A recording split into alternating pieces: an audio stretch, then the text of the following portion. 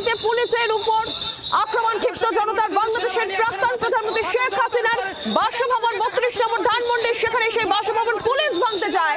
আর সেই সময় বুলডোজার নিয়ে বাসভবন ভাঙতে যায়, ঠিক সেই সময় পুলিশকে আক্রমণ, উত্তেজিত জনতার, রীতিমতো উত্তপ্ত পরিস্থিতি। আমরা আরো বিস্তারিতভাবে জানবো সামগ্রিক পরিস্থিতির বিষয়ে। সরাসরি মৌমিতা চক্রবর্তী প্রতিনিধি রয়েছেন। মৌমিতা, কি খবর রয়েছে? দেখো, আওয়ামী লীগ বা ছাত্রলীগ এটা স্পষ্ট করে বলছেন যে এই মুহূর্তে যে পরিস্থিতি বাংলাদেশ জুড়ে তৈরি হয়েছে, সেই পরিস্থিতির বিচার জনগণই বুঝে নেবে। একটা কৌশলী বিষয় রয়েছে, কারণ তারা কিন্তু সরাসরি বলছেন না যে তারা কোনো রকম কাউন্টার স্ট্র্যাটেজি নিয়েছেন। তারা বলছেন বাংলাদেশের মানুষকে আজকের এই রায়ের মাধ্যমে অপমান করা হয়েছে এবং যা বোঝার বাংলাদেশের মানুষ, বাংলাদেশের জনগণ বুঝে নেবে।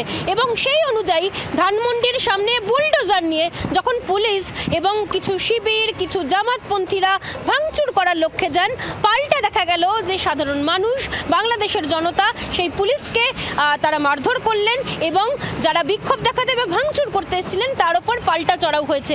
পরিস্থিতি ক্রমশ জটিল হচ্ছে, ক্রমশ ঘোরালো হচ্ছে এবং এই পরিস্থিতি ক্রমশ জটিল যে হবে তার ইঙ্গিত দিয়েছে ছাত্রলীগ। তাদের তরফ থেকে বলা হচ্ছে যে ক্রমশ ব্রেকডাউনের পথে এবার যাবে বাংলাদেশ। যতদিন পর্যন্ত না তারা গণতন্ত্রকে পুনরুদ্ধার করতে পারছেন ততদিন তারা আন্দোলন থামাবেন না।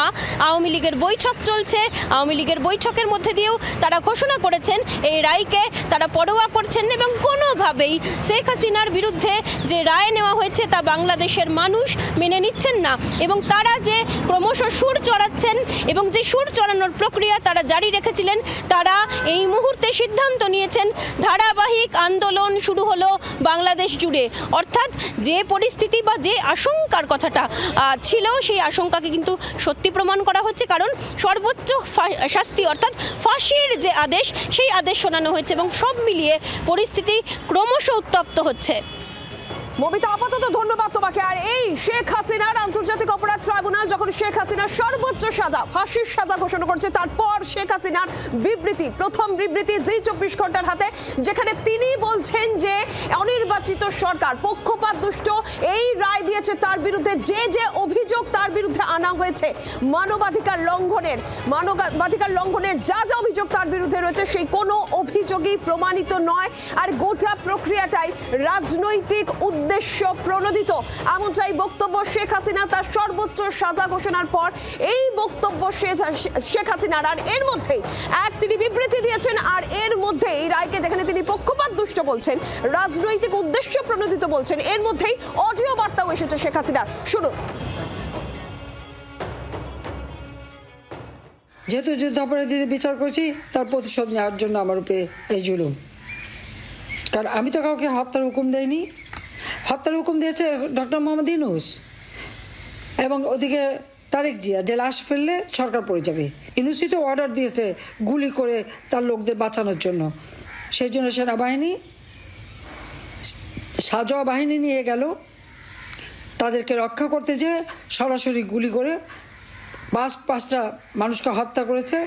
প্রায় কয়েকশো নেতাকর্মীকে তাদের উপর হামলা, স্থানীয় সাধারণ জনগণ, কোনো রাজনীতিও করে না, তারাও গুলিবিদ্ধ।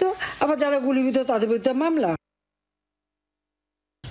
ঠিক আছে, বিচার তারা করুক, ওইসব বিচার আমি পরোয়া করি না। আল্লাহ জীবন দিয়েছে, একদিন আল্লাহ নিয়ে যাবে, কিন্তু দেশের মানুষের জন্য আমি কাজ করে যাচ্ছি, কাজ করে যাব। আমার তো বাবা মা ভাই সব হারিয়েছি, তারপরে ঘর বাড়ি যা ছিল সব লুটপাট পুড়িয়ে দিয়েছে। গুন্ডামি, সন্ত্রাসী, জঙ্গিবাদী কাজ থেকে বিপ্লব হয় না। এখান থেকে বাংলাদেশকে মুক্ত করতে হবে। ওই মামলা রায় দিয়ে আমার কণ্ঠ বন্ধ করতে পারবে না। সমস্ত নেতাকর্মীদের যে অত্যাচারটা এরা করলো, এটা আমরা ভুলবো না।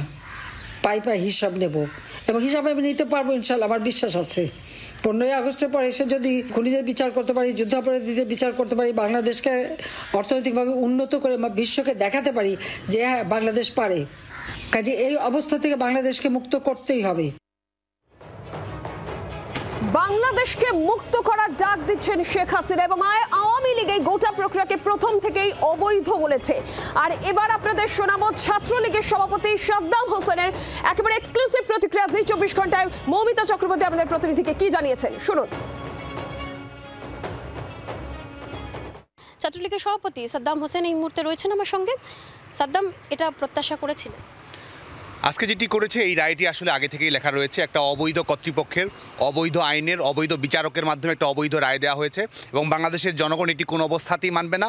বাংলাদেশের সমস্ত রাজনৈতিক দল, সাধারণ মানুষ, গণতন্ত্রকামী মানুষ, স্বাধীনতাকামী মানুষ আজকে ঐক্যবদ্ধ হয়ে এদের বিদায়ের জন্য যে সংগ্রাম করা প্রয়োজন সেই সংগ্রামের জন্য ঐক্যবদ্ধ হচ্ছে। অল আউট মুভমেন্টের মধ্য দিয়ে যাচ্ছে। ইউনূস আউট হওয়া না পর্যন্ত বাংলাদেশে অল আউট মুভমেন্ট আসলে চলতেই থাকবে। ছাত্রলীগের সভাপতি সাদ্দাম হোসেন তিনি বলছেন অবৈধ বিচারপতির অবৈধরা। এবার আপনাদের শোনাবো ছাত্রলীগের সম্পাদক শেখ ইনান, এক্সক্লুসিভলি জি 24 ঘন্টা শেখ ইনানের কি প্রতিক্রিয়া।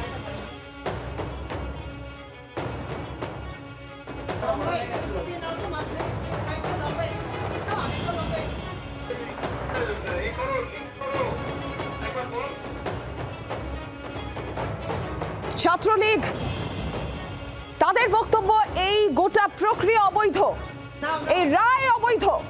শেখ ইনান ছাত্রলীগ সম্পাদক, শুনুন কি বলছেন।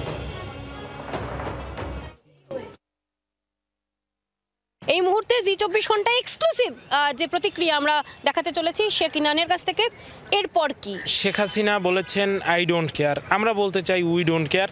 এই অবৈধ খুনি ইউনূসের আদালতের কোনো রায় আমরা কোনোভাবে মানি না এবং আমরা এও ঘোষণা দিতে চাই এই ট্রাইব্যুনালেই ওই খুনি ইউনূসের বিচার শেখ হাসিনার নেতৃত্বেই বাংলাদেশে নিশ্চিত করা হবে। শেখ হাসিনা খুব দ্রুতই বাংলাদেশে ফিরবেন এবং এই ইউনূস সহ তার যারা দোসর রয়েছে, তার যারা গং রয়েছে, এই অবৈধ ট্রাইব্যুনাল নাটকের যারা মঞ্চায়ন করেছেন, আজকেও যারা বুলডোজার দিয়ে ধানমন্ডি 32কে ঘুরিয়ে দেওয়ার চেষ্টা করছেন, তাদেরকে স্পষ্টভাবে বলতে চাই আপনাদের নাম নিশানাও বাংলাদেশ থেকে ঘুরিয়ে দেওয়া হবে। বাংলার জনগণ আপনাদের নাম নিশানা ওই বাংলার মাটি থেকে ঘুরিয়ে দেবে।